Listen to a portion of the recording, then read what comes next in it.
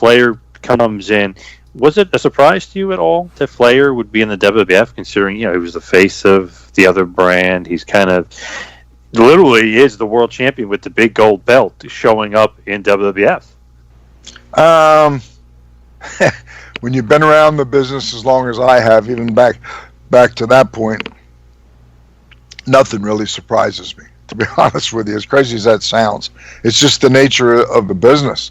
You can't really fully take anything for granted, and you can't really be shocked or surprised at anything that happens. Do you think that using the big gold belt and having him be the champion on TV and saying that he's a real world champion, do you think that's the right way to go? Were you kind of for it, against it, or didn't have any thought on the matter?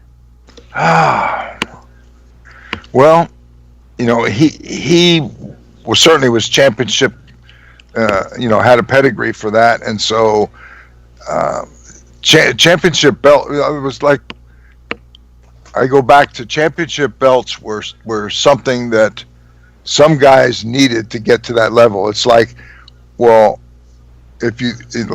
somebody would finally ask the question, they say, well, how come Andre the Giant was never a world champion or never had the big belt? Well, it's because he's Andre the Giant. He doesn't need it. He is going to be a drawing power just because not everybody walks around that's 7 foot tall or whatever it is. And that's not to say that somebody like Flair would not be a success, but sometimes that is the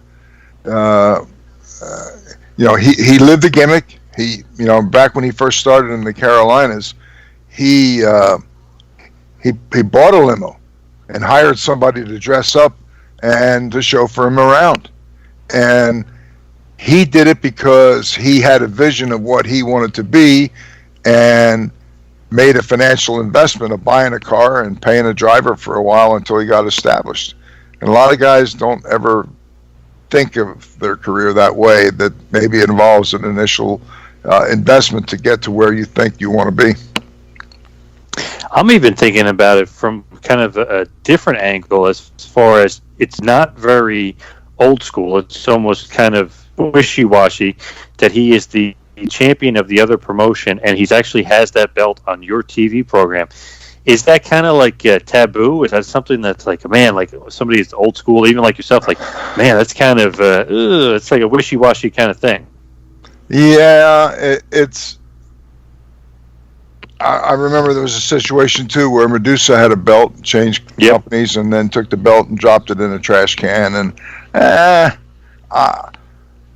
I think that if a promoter gives you a belt, he's showing confidence in you and giving you a tool to help you be the best that you can be. And it's something wrong with you then turning around and taking that belt that he gave you in good faith to give you a tool to maximize your impact, and then have you take it and use that against him. Nothing surprises me in the wrestling business, but from a person inside, I would never want to do that.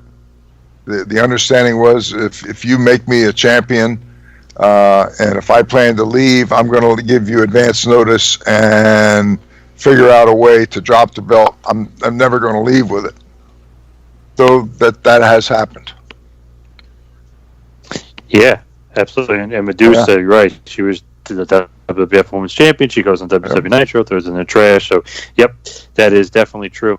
And as far as bringing in Flair and bringing in guys, you're the VP of Talent Relations. Are you the one that is actually bringing them in, working them on the contract, and, like, okay, Flair's a free agent, we're taking him here?